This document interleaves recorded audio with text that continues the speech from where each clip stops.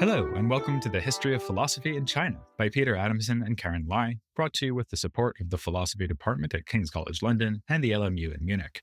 Online at historyofphilosophy.net. Today's episode, Way Better Than Greenwashing, Taoism on Nature. The Laozi places humans within the landscape, the earth environment, and the cosmological spheres, often in connection with Tao, as the all-embracing context wherein all things are situated. The text speaks about how water benefits all, and how heaven and earth do not necessarily prioritize human concerns. In this way, it offers a perspective that is bigger and more inclusive than the human point of view. Does this express a concern for the natural environment, as some scholars have suggested? As we know, concern for the environment can come in many guises. A person who doesn't think too much about the future of the Earth might make quite a bit of effort to recycle their plastic waste just because there are ad campaigns around, and they feel good when they recycle. Nothing wrong with that. Or they might be an active member of Greta Thunberg's Fridays for Future. Or they might be deeply worried about the condition of the planet for future people, and primarily address that by giving generously to environmental organizations. It's not clear that the Laozi cares about the planet Earth, or that it advocates that humans should live sustainably for the sake of future generations. However, the text does seem to display powerful awareness of the natural world, and not only because it refers to the winds and water as aids to broaden our imaginations. The phrase heaven and earth, tian di, signals a perspective beyond our anthropocentric one, even if it is not clearly defined in the Laozi. For example, there's no clear distinction between heaven and earth on the one hand, and heaven on the other. As a couplet, heaven and earth doesn't refer merely to a spatial domain that houses all existence. Rather, it is the locus of all human activity, providing the conditions and parameters for the realization of our pursuits. It's in this way that heaven and earth are said to be all-encompassing and inclusive. Laozi, chapter 7, says, "Heaven is eternal and earth everlasting. They can be eternal and everlasting because they do not exist for themselves, and for this reason can exist forever." The inclusiveness of heaven and earth is manifest in their impartiality toward all existence. They show no special preference for benevolence, which is another way of saying that human-centered values are not heaven and earth's priority. The sage is expected to model himself after heaven and earth. It does not aim to be benevolent or to nurture benevolence. Laozi 77, which upholds heaven's Tao, contrasts it with the Tao of humankind. Whereas heaven's Tao is to reduce whatever is excessive and supplement whatever is insufficient, humanity's anthropocentric Tao reduces the insufficient to offer to the excessive. This not only speaks to the narrowness of the morality devised by humankind, but also brings out the exploitation of the weak in the world as we know it. By contrast, there is another Tao, more significant than that entrenched in human values, that seeks to close the gap. Heaven and earth are beneficent. We are told that they unite to drip sweet dew. Without the command of humanity, it drips evenly over all. This reminds us of the Moist heaven, which is also beneficent, and which sets a standard for humans to follow. The point here is not to suggest that there are fundamental similarities between Moist and Taoist philosophy, but rather that many of the Warring States traditions appealed to heaven as the anchor for human behavior. This same chapter of the Laozi, number 32, also emphasizes heaven and earth's seemingly effortless attention to all things, while holding to account the fragmentation created by the regulations and institutions of the human world. It's clear enough that the Laozi wants to draw a connection between heaven and earth on the one hand, and Tao on the other, but it's not so easy to say what that connection might be. Whereas in Laozi chapter 25, heaven is said to be modeled on Tao, other chapters seem to refer to Tao as having qualities similar to those of heaven, or of both heaven and earth. Just as we've seen references to heaven and earth's inclusiveness and sustenance, similar characteristics are attributed to Tao. The great Tao flows everywhere, it may go left or right. All things depend on it for life, and it does not turn away from them. It accomplishes its task, but does not claim credit for it. It clothes and feeds all things, but does not claim to be master over them. Tao is also said to give rise to all things, which could evoke the idea of Tao as a creator. Specifically, Laozi chapter 52 speaks about the beginning or the origin as the mother. There was a beginning of all under heaven, which may be called the mother of all under heaven. Commentators have thus understandably taken the view that Tao is the mother. These images of origination, sustenance, impartiality, and equality reach out to a source beyond humanity. Although some of them draw on images of the natural environment, such as water, winds, and rain, there are no explicit statements about the Laozi's concern for the natural environment. However, there is another phrase that may be understood as referring specifically to the natural world, and that is ziran. In Laozi chapter 25, there's a pecking order of models for guiding human life, and ziran sits right at the top. Humanity models itself on earth, earth models itself on heaven, heaven models itself on Tao, and Tao models itself on ziran. Just as earth is the fa, or model, for humanity, so ultimately ziran is the model for Tao. What then is ziran? The phrase doesn't translate neatly into English, and this difficulty is compounded by the Laozi's cryptic language. Taking the words in the phrase separately, zi means self, and the word ran means like this, or this is how it is. Thus you may come across the translations self-so or self-so-ness. That's not exactly crystal clear, so let us explain further. Ziran refers to an individual's state of being, say what a giraffe is, just in and of itself.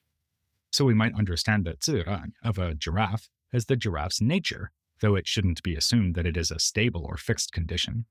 And lest we move too quickly down the essentialist path, the word ran is also associated with fire, which as we know is dynamic and interacts with other elements in its vicinity. If we were to try to express the sense of dynamism that's part of ziran's meaning, we might translate it as natural or spontaneous. In this second sense, ziran refers to a thing's spontaneous responses to its circumstances, its being self-so in a way that is not coerced. Therefore, in ziran, we have a phrase in Taoist philosophy which is quite enigmatic. Translated as nature, ziran may refer to the intrinsic features of things, which they have just by being what they are. But translated as spontaneity, ziran highlights the propensity of a thing to develop of its own accord. Of course, these two ideas are not inconsistent. It is part of a baby giraffe's nature to develop spontaneously into an adult giraffe, and the adult giraffe may realize the nature of giraffes more fully. But the two translations at the very least highlight different aspects of ziran, so that an interpreter might lean more on one or the other connotation. We see this with Wang Bi, whose commentary on the Laozi has accompanied the version of the Laozi most widely read in scholarship. He understands ziran in the first way, as the given nature of things, that is, what a thing is of itself. He explains the uncoordinated, ongoing, and interrelated events in the natural world as a manifestation of ziran. In his comments on Laozi chapter 5, he states that heaven and earth are not aiming to be benevolent because they intend to leave alone whatever is natural. He describes the action of heaven and earth in the following ways. They do nothing and create nothing. The 10,000 things manage and order themselves, therefore they are not benevolent. One who is benevolent will create things, set things up, bestow benefits on them, and influence them. He gives favors and does something. When he creates, sets something up, bestows benefits on things and influences them, then things will lose their true being. Animals eat straw, though the earth does not reproduce it for them. Men eat dogs, though heaven does not produce dogs for them. If nothing is done to the 10,000 things, each will accord with its function, and everything is then self-sufficient. In this comment, Wang Bi sees each of the 10,000 things as having a naturally inherent function. In his view, heaven and earth respond to this characteristic of things by refraining from imposing any restrictions on them, so that the true being of each thing is not eclipsed or impaired. This gives us the impression that Wang Bi's metaphysics recognizes a right way for each thing to be, even though the Laozi provides few clues as to what these true natures might be. For Wang Bi, ziran, the nature of each individual being, should be left alone to develop. If we humans leave things to go their own way, we are imitating heaven and earth. This yields lessons for political life. The right style of leadership is modeled according to the way things are, ziran. This sounds like a somewhat primitivist, back-to-nature view of government. Rulers should just leave the people alone and allow them to be self-sufficient. And indeed, Laozi chapter 80 expresses views that seem aligned with those held by Wang Bi. Let there be a small country with few people. Let there be 10 times and 100 times as many utensils, but let them not be used. Let the people value their lives highly and not migrate far. Even if there are ships and carriages, none will ride in them. Even if there are arrows and weapons, none will display them. Let the people again knot cords and use them in place of writing. Let them relish their food, beautify their clothing, be content with their homes, and delight in their customs. Though neighboring communities overlook one another and the crowing of cocks and barking of dogs can be heard, yet the people there may grow old and die without ever visiting one another. Though we do have this one passage in the Laozi that explicitly describes a life based on nature, one would like to hear more. The chapter doesn't question the food chain or the built environment or even fashion, but contents itself with speaking against the need for travel. Given that nature, in this sense, Ziran, is not clearly defined in Laozi, it's hard to accept Wang Bi's conclusion that humans should organize their lives around it. True, Ziran refers to what things are. The nature of humans is like this, the nature of winds is as they are so, like that, and so on, for both living organisms and inanimate things. But the view that all things have their specific natures, if that's what the Laozi is trying to say, is barely adequate to support an environmental ethic. So let's consider the other possible connotation of Ziran, that is, Ziran as spontaneity. In this case, Ziran refers to the propensity of a thing to respond to circumstances, focusing on how it acts without being coerced. The Laozi gives us some clues about what coercion might look like. As we saw, it speaks against regulations and institutions as they seek to entrench predictable, uniform conduct and to promote a single vision of the good that holds for all. The idea of spontaneity resists adherence to fixed targets, the sort of goals promoted by many of the other thinkers, like benevolence in Confucianism and universal benefit in Moism. For the Taoists, because all things and entities are embedded in contexts and interdependent with others, fixation on specific visions deprives individuals of the opportunity to have and to express a view, to be self-so. This approach to life cramps one's style, so to speak. The Laozi provides some vignettes of how spontaneity is manifest in society. When rulers are mindful that they should encourage spontaneity in individuals, they do not put themselves in the forefront. Laozi chapter 17 says, "The best rulers are those whose existence is merely known by the people. The next best are those who are loved and praised. The next are those who are feared, and the next are those who are despised. It is only when one does not have enough faith in others that others will have no faith in him. When tasks are complete and affairs successful, the people say, 'We have done this spontaneously.'" This passage proposes a leadership style that doesn't require people to conform to its values, but which allows them to exercise some initiative. Here, it doesn't seem that the ruler is simply meant to allow the people to realize their inborn natures. Rather, the focus seems to be on the question of agency. Rather than the people being compelled from outside, they are trusted to see to their own affairs as they see fit.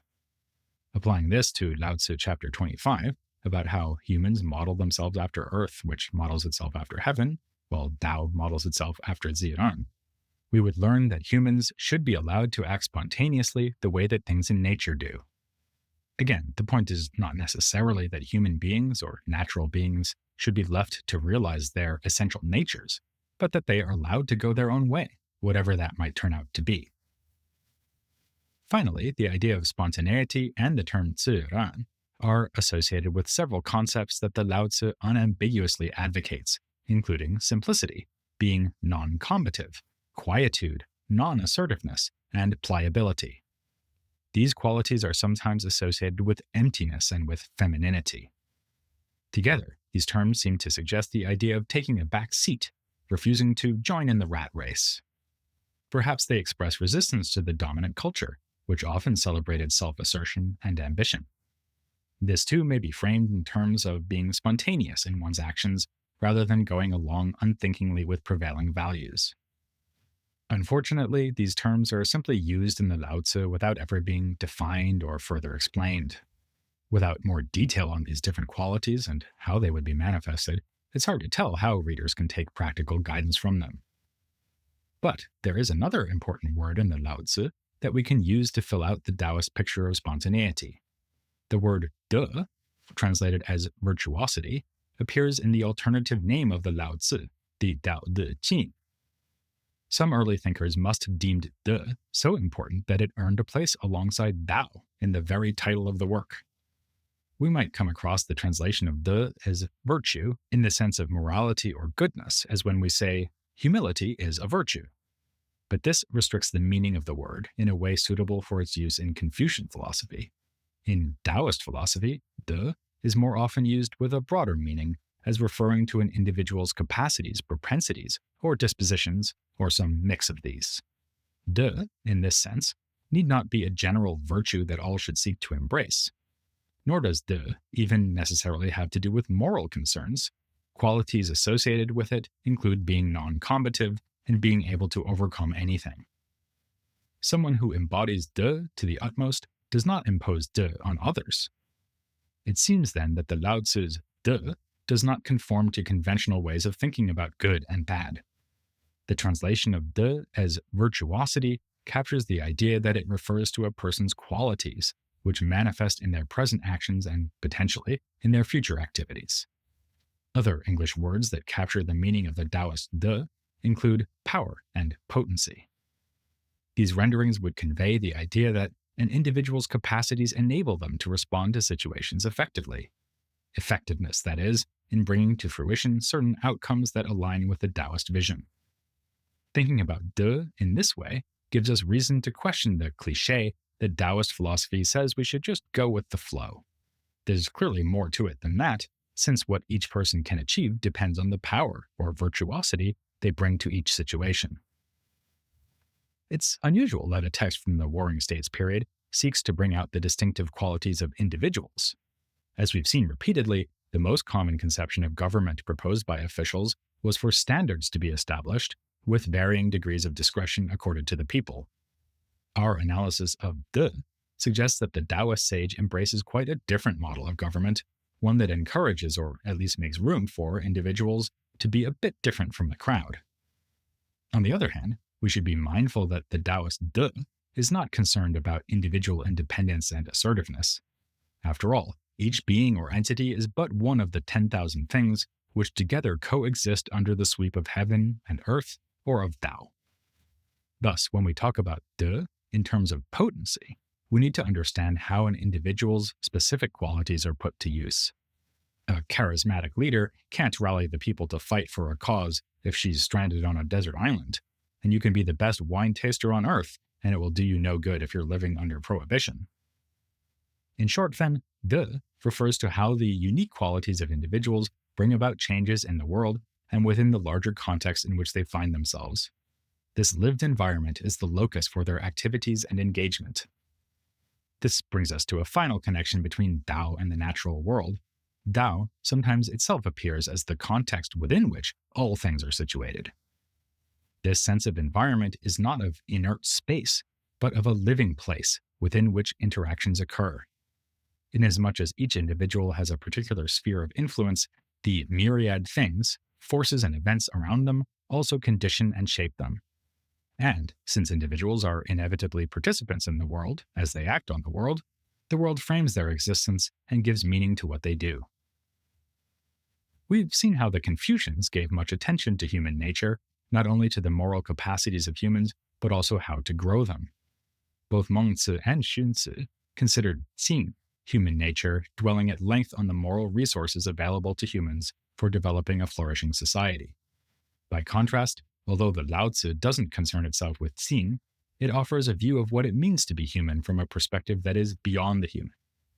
As one of the 10,000 things, and necessarily embedded in Tao's environing context, an individual cannot but think about their own potency as well as their vulnerabilities in that context. This too speaks against an interpretation of ziren as an individual's given nature or essence. We also need to recognize that facets of the wider environment are constitutive of our powers and thus of our identity. In this way, the environment contributes to making us who we are. This conception of an individual, located in an ever-transforming environment, moves beyond a concern just for nature. In fact, it understands the well-being of each individual as deeply intertwined with the condition of the wider environment. It's just part of being human to show concern for the health of the planet, just as it is to ensure the health of other species, entities, and fellow humans. Not because these others are viewed instrumentally to secure our own well being, but because our destinies are closely intertwined. In this episode, we use the phrase heaven and earth quite a lot, as if these are just two things that together make up the natural world. And though that is often what the phrase means, it's important that there are two things here, which could also be seen as contrasting: heaven above, earth below, and us humans in the middle, muddling along in our lived environment. That's just one example of another striking feature of the Laozi, its many allusions to pairs of concepts, like strong and weak, active and passive, masculine and feminine, light and dark. In many texts, such pairings are indeed used simply as contrasts, often with one preferred over the other. Better from the typical warring state's perspective to be strong, active, and masculine than weak, passive, and feminine. Having never seen a typical perspective that it didn't want to undermine, the Laozi questions this sort of binary thinking. Next time, we'll be saying not either or, but both and, as in, you should both listen to the next episode and tell all your friends to do the same. That's here on The History of Philosophy in China.